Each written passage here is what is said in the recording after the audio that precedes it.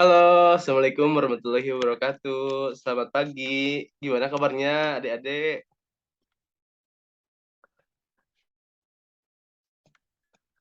Halo Pak, Alhamdulillah Pak baik Baik, Pak. Pak. Oh, pada baik Baik ya. Pak. Ya, terima kasih. Hari ini kita belajar itu ya, tentang ekosistem yang ada di alam kita. Sebelum kita mulai, Bapak, untuk mengisi terlebih dahulu absen yang ada di eh, Google Form ya. Oke, kita lanjut ke materinya. Sebelumnya di sini ada yang tahu ekosistem belum? Nah, ini ya teman-teman mengenai ekosistem. Jadi ekosistem itu nantinya akan berbentuk individu, terus populasi, komunitas, dan seterusnya. Terus tahu nggak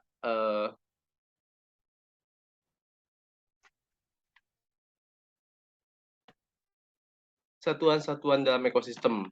Nah, yang pertama, satuan dari ekosistem itu ada individu. Individu sendiri berasal dari kata Latin, yaitu individuum, yang berarti tidak dapat dibagi. Dalam ekologi, individu berarti satu organisme, misalnya seekor monyet. Jadi seekor monyet ini dia hidup sendiri begitu.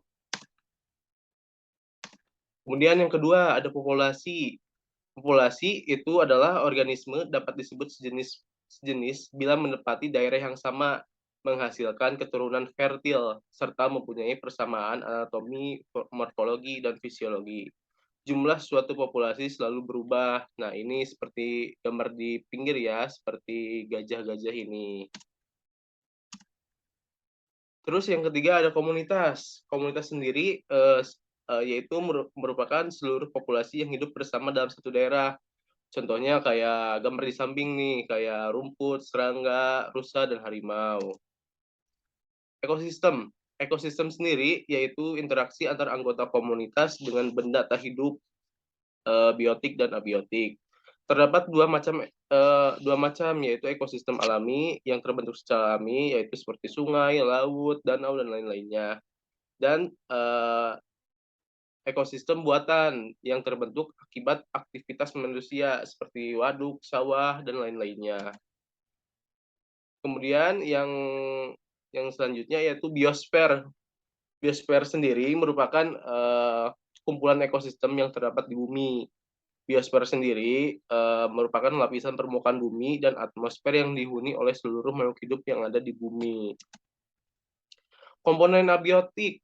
Abiotik abiotik itu adalah benda yang tak hidup seperti air, ada tanah, ada udara, ada cahaya matahari yang sering kita rasakan di kehidupan sehari-hari.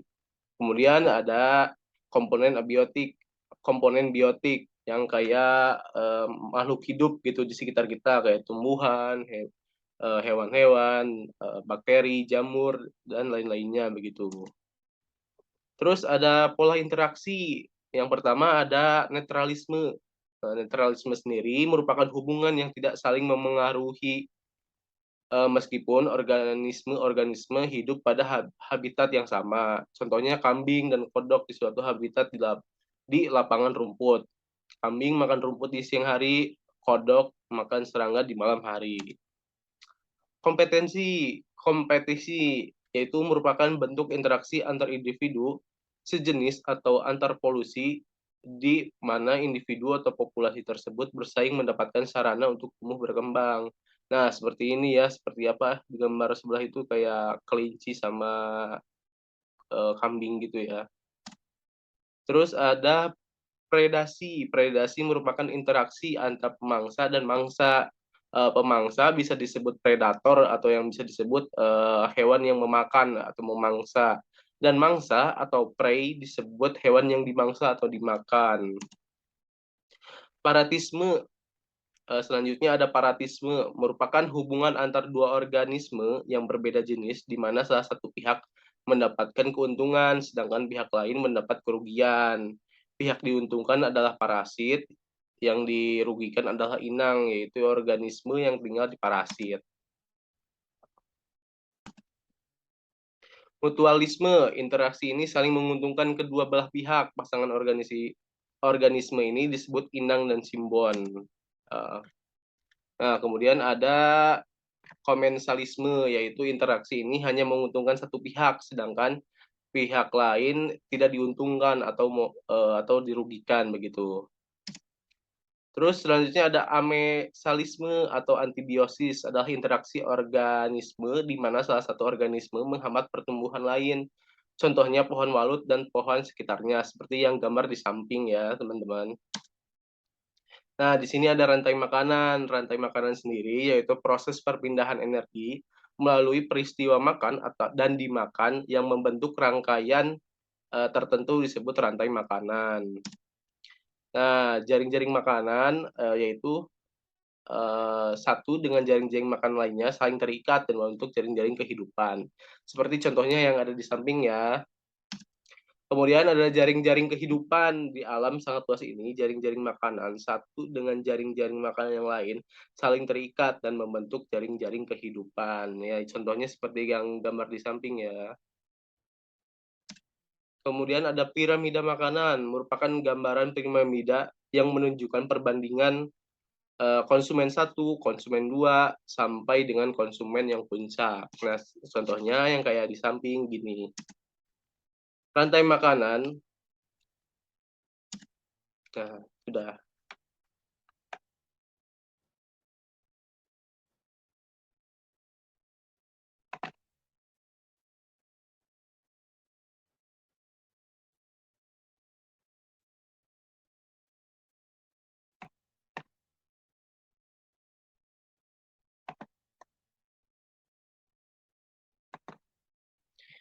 Nah, begitu ada yang ditanyakan nggak sebelumnya?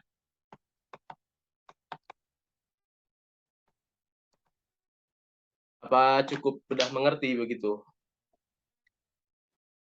Cukup, Pak. Cukup, Pak. Oke deh, baiklah, dirasa cukup gitu ya. Semoga ilmu yang didapat hari ini bisa diaplikasikan di kemudian hari. Bapak ucapkan terima kasih ya untuk pembelajaran hari ini. Mohon maaf bila ada salah-salah kata. Bapak ucapkan wassalamualaikum warahmatullahi wabarakatuh.